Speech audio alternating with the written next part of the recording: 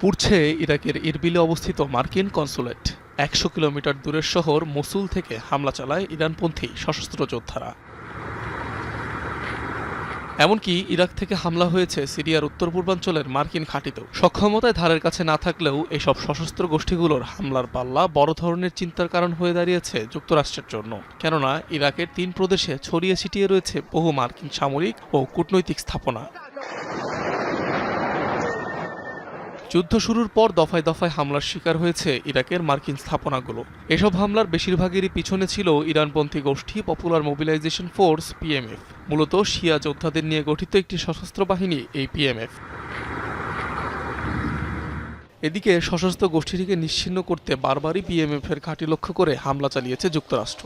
সোমবার আনবার প্রদেশে চালানো হামলায় প্রাণ হারান পিএমএফ প্রধান সাদ দুয়াই।